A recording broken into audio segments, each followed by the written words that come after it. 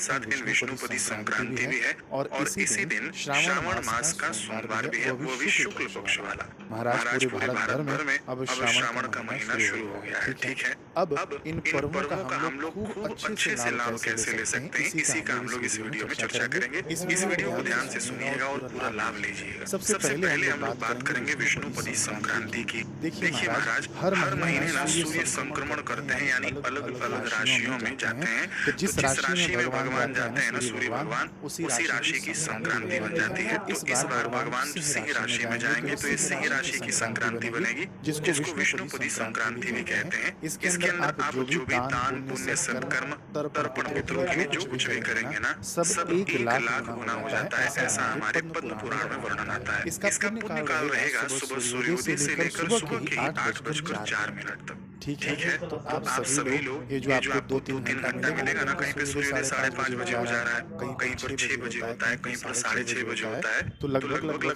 सभी को 2.5 से 3 घंटे या 3.5 घंटे मिल रहे हैं ये विष्णुपदी संक्रांति के। बाकी मैं आपको ना पहले से कई बार बताते आया हूँ कि संक्रांति में जो भी दान पुण्य किया जाता है, जो भी हम लोग देवताओं के निमित्त हवन करते हैं अथवा तो पितरों के निमित्त हम लोग दान पुण्य करते हैं, उसको सूर्य भगवान जन्म जन्मांतरों तक वापस करते रहते हैं हमको, ठीक है ना। तो इस संक्रांति में आप ना 8 बजे के पहले पितरों के लिए तर्पण कर लेना। तर्पण कैसे करना है, पूरा तर्पण करें कि छोटी विधि वाला तर्पण करें तो छोटी विधि वाला भी आप लोग कर सकते हैं। एक लोटे में जल लेना, काला तिल डालना, गीता जी के साथ अध्याय का पाठ करना और दक्षिण दिशा की ओर मुख करके यह जल अर्पित कर देना। तो इससे क्या है, पितरों की भी तृप्ति होती है और भगवान सूर्य ये जो आप दान कर रहे हैं ना पितरों के निमित्त अथवा तो देवताओं के लिए आप जो हवन करेंगे, नित्य जन्म जन्मांतरों तक आपको वापस करते रहेंगे। ये ऐसा आपका जमा पूंजी हो जाएगा। महाराज बैंक में यदि आप रुपए पैसे जमा करते हैं ना भविष्य के लिए, तो ये शरीर जब तक रहता है तभी तक आपका साथ देगा। लेकिन ये जो जमा पूंजी आप लोग संक्रांति के समय करते हैं, ये जन्म जन्मांतरों तक हमारा साथ देता है, ठीक है। ज्यादा विस्तार में न जाकर थोड़े में मैं आपको और भी बताता हूँ। इसी के साथ साथ श्रावण मास का सोमवार भी है और वह भी शुक्ल पक्ष वाला। महाराज शुक्ल पक्ष के सोमवार की श्रावण मास वाले इसकी खूब अत्यंत महिमा बढ़ जाती है। इसकी महिमा मैंने पहले भी आपको बता रखी है, इस वीडियो में मैं आपको फिर से बता देता हूँ ताकि आपको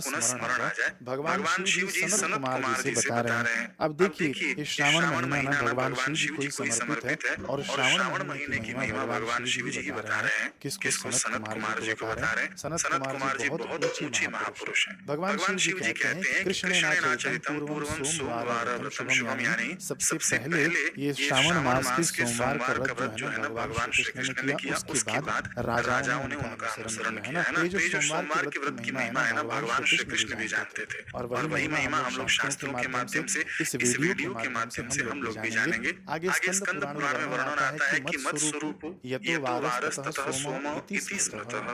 मत स्वरूप यानी शिव जी कहते हैं कि यह जो सोमवार है ना ये मेरा ही स्वरूप है और इसके अंदर भी जो श्रावण मास का सोमवार है वह शिव जी को अति प्रिय है। आगे वर्णन आता है शिव जी कहते हैं कि सप्त जन्मार्जितं पापम अभेद्यम देवदानवहे प्रणश्येन भुक्तेन नाथ कार्याविचारणा उपवासेन वा कुर्यात् व्रतम एतद् अनुत्तमम्।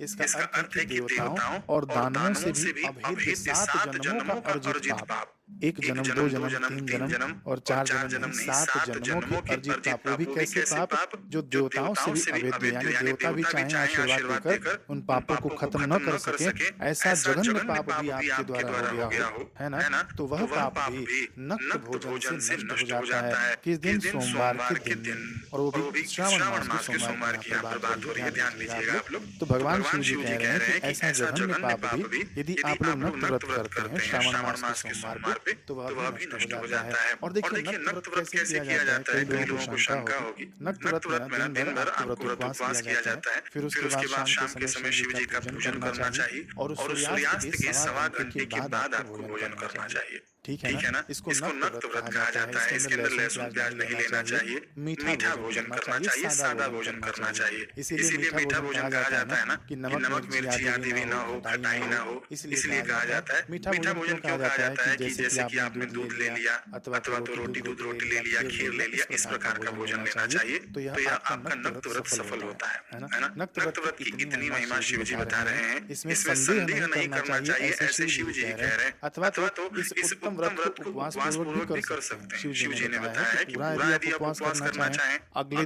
दिन सूर्योदय के बाद आप अपना व्रत खोलना चाहें तो भी आपका स्वागत शिव जी करते हैं। आगे भगवान शिव जी बताते हैं कि सोमवार के व्रत की क्या महिमा है कि पुत्रार्थी लभते पुत्रान् धनार्थी लभते धनम यम यम चिंतयते कामं तम प्राप्नोति मानवः इहलोके चिरं स्थित्वा भुक्त्वा भोगान् यथेप्सितान् विमानवन्मारुह्य रुद्रलोके महीयते। इसको करने से पुत्र की इच्छा रखने वालों को पुत्र की प्राप्ति होती है, धन की इच्छा रखने वाले को धन की प्राप्ति होती है, जिस अभिष्ट की कामना करता है, अभिष्ट यानी इच्छा, उसे वह पा जाता है। इस लोक में दीर्घकाल तक वांछित सुखों को भोगकर अंत में श्रेष्ठ विमान पर आरूढ़ होकर वह रुद्रलोक में प्रतिष्ठित हो जाता है। ये किसकी महिमा बता रहे हैं शिव जी यहाँ पर? जो लोग श्रावण मास के सोमवार के दिन व्रत उपवास करते हैं ना, तो आप लोग इसका लाभ जरूर लेना। 17 अगस्त देखिए तो संक्रांति है। दूसरा सोमवार की महिमा हम लोगों ने जान ली, भगवान शिव जी ने क्या क्या महिमा बताई है श्रावण के सोमवार की। अब हम लोग इस दिन नाग पंचमी भी है तो नाग पंचमी की भी महिमा हम जान लेते हैं, और नाग पंचमी का लाभ कैसे उठाना है वह भी हम लोग जान लेते हैं। देखिए जैसे कि सोमवार है ना, ये शिव जी का दिन माना जाता है, बृहस्पतिवार विष्णु जी का दिन माना जाता है, गुरु जी का दिन माना जाता है, बुधवार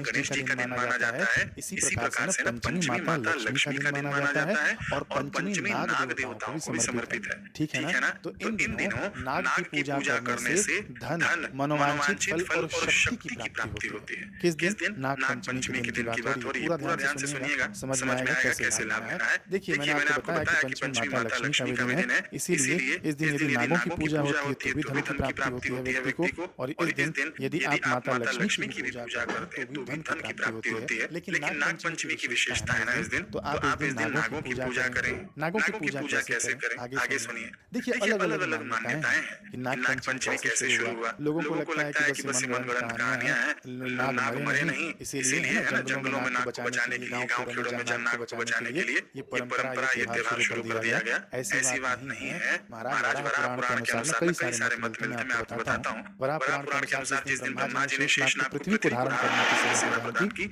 वही पंचमी की तिथि थी, और इस दिन से शायद नाग पंचमी का त्योहार मनाया जाने लगा। ठीक है। दूसरी मान्यता भी आती है भागवत पुराण में अर्जुन के पौत्र राजा परीक्षित को तो आप लोग जानते हैं ना, भागवत की कथा सुखदेव मुनि राजा परीक्षित को ही सुनाते हैं, है ना। तो जब राजा परीक्षित को तक्षक नाग काट लेता है, राजा परीक्षित का शरीर छूट जाता है, लेकिन परीक्षित के ना पुत्र होते हैं जन्मेजय। ठीक, जब इनको पता चलता है कि मेरे पिताजी को नाग ने काटा है, तब ये नागों के विनाश के लिए यज्ञ शुरू कर देते हैं, और आस्तिक मुनि आकर इस यज्ञ को रुकवाते हैं। तो जिस दिन आस्तिक मुनि रुकवाते हैं या पंचमी का भी दिन माना गया, इसीलिए यहाँ से प्रथा शुरू हो जाती है नाग पंचमी की। ठीक है। हमारी सनातन संस्कृति में प्रारंभ से ही नागों का खूब महत्व है। हमारे ग्रंथ में आप ग्रंथ पढ़ेंगे तो आपको पता चलेगा। जैसे विष्णु भगवान नाग की शैया पर सोए शेषनाग है ना। अब देखिए जब समुद्र मंथन हुआ, चाहे देवता हो, अमृत तो सबको चाहिए, तो समुद्र मंथन के लिए वासुकी नाग का उपयोग किया गया। ठीक है। और हम जानते हैं कि हमारे शिव जी भी नाग धारण करते हैं, तो ऐसी बात नहीं कि गांव खेड़ों में जंगलों में बचाने के लिए इन नागों की रक्षा करने के लिए नाग पंचमी शुरू कर दी गई कि नाग पूजा करो तभी लोग नाग को बचाएंगे। ऐसी बात नहीं, पौराणिक चीज है। ठीक है ना। शिव जी को नागों का हार पहनाया, यानी नागों का हार पहनने वाले शिव जी। ठीक है। यजुर्वेद की अनेक ऋचाओं में नागों की भी स्तुति मिलती है। नागों और देवताओं के पिता कौन है? नाग के पिता और देवताओं के पिता। ध्यान से सुनिए, कौन देवता है ना, उनके पिता और नाग के पिता कौन है? इनके पिता है ऋषि कश्यप। ठीक है। इस हिसाब से जो नाग है ना, ये देवताओं के छोटे भाई। पुराणों में ना नागों की महिमा खूब प्रचुर मात्रा में मिलती है। अग्नि पुराण में 80 नाग कुलों का वर्णन आता है। इससे सिद्ध होता है कि नाग पंचमी एक पौराणिक त्योहार है जिसे अनादिकाल से मनाया जाता रहा है। ठीक है ना। अब देखिए नारद पुराण में नाग पंचमी की पूजा की अलग अलग विधि बताई है, अन्य ग्रंथों में भी बताई है। नारद पुराण में क्या है कि आप अपने चौखट के बाहर गोबर से नाग की आकृति बनाते हैं, फिर पंचोपचार से पूजन करते हैं, प्रसाद रखते हैं, है ना। फिर उसके बाद आरती करते हैं, फिर प्रसाद बांट दिया जाता है। पास में दूध का कटोरा भी रखा जाता है उस आकृति के पास, है ना। ये नारद पुराण की बात हो गई। लेकिन इससे और सरल आपको पूजन में आपको बताता हूँ। नाग पंचमी का दिन है महाराज शुक्ल पक्ष है, सोमवार का दिन है। किस सोमवार का? श्रावण के सोमवार का विष्णुपदी संक्रांति है, और नाग पंचमी के पूजन का भी समय वही है जो विष्णुपदी संक्रांति का समय है। ठीक है ना। सूर्योदय से लेकर 8:04 तक। ठीक इसी के बीच आपको नागों की भी पूजा करनी है। कैसे पूजन करें कि महाराज आपके घर में शिवलिंग हो अथवा तो मंदिर में शिवलिंग हो, कहीं भी शिवलिंग हो, वहां जाकर ना कच्चा दूध चढ़ाना है, लेकिन एक मंत्र के साथ आप चढ़ाना। ये मंत्र मैं आपको स्क्रीन पर दिखा देता हूँ। इस मंत्र का आप स्क्रीनशॉट ले लीजिए, पढ़ सके तो अच्छी बात है, नहीं पढ़ सके ना तो केवल हिंदी वाले अर्थ को आप दोहरा लेना, इसी भावना कर लेना। ठीक है। नागपंचमी का मंत्र इस प्रकार है कि सर्वे नागाः प्रियन्ताम् मे केचित् पृथ्वी तले ये चहेरी मरीचिस्ता ये अंतरे गिरि संस्थिता ये नदीषु महानागा ये सरस्वती गामिनः ये च वापि तडागेषु तेषु सर्वेषु वै नमः।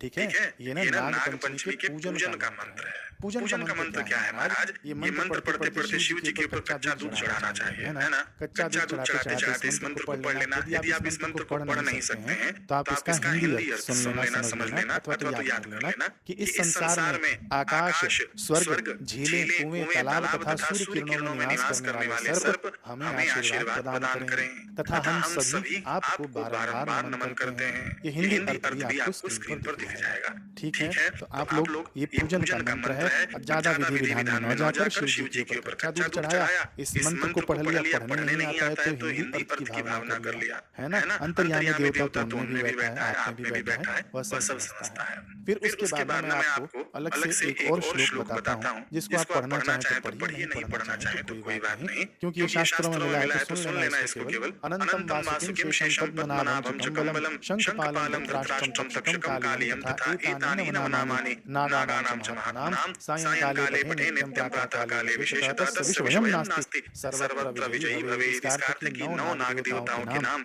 अनंत, वासुकी, शेष, पद्मनाभ, कंबल, शंखपाल, धृतराष्ट्र, तक्षक तथा कालिया है। यदि प्रतिदिन प्रातःकाल नियमित रूप से इनका जप किया जाता है तो नाग देवता आपको समस्त पापों से सुरक्षित रखते हैं और आपको जीवन में विजयी बनाते हैं। महाराज ये आखिरी का जो मैंने आपको बताया ना श्लोक, ये आपके ऊपर है। बाकी पूजन का जो मंत्र मैंने आपको बता दिया वहीं तक था, ठीक है ना। पूजन आपने कर लिया, शिव जी पर दूध चढ़ा दिया, हो गया आपका नाग का पूजन। बस इतना भी आप लोगों ने कर लिया तो बहुत बड़ी चीज हो गई। ये इस मंत्र की, ये श्लोक की महिमा मैंने आपको इसके अर्थ में बता दिया कि समस्त पापों से नाग देवता हमारी रक्षा करते हैं यदि इन नागों का प्रातःकाल स्मरण किया जाए। जरूरी नहीं है कि आप संस्कृत में स्मरण करें, ये नाम आप लिख कर रख लेना, उठते उठते कहीं दीवार पर अथवा तो कहीं कॉपी में लिख के रख लेना, पढ़ लेना, हो गया। बस इतना ही करना है। तो बस इस वीडियो में इतना ही। फिर से मैं ध्यान दिलाऊं आपको जाते जाते, ये ना शुक्ल पक्ष की श्रावण मास का सोमवार है। इसी दिन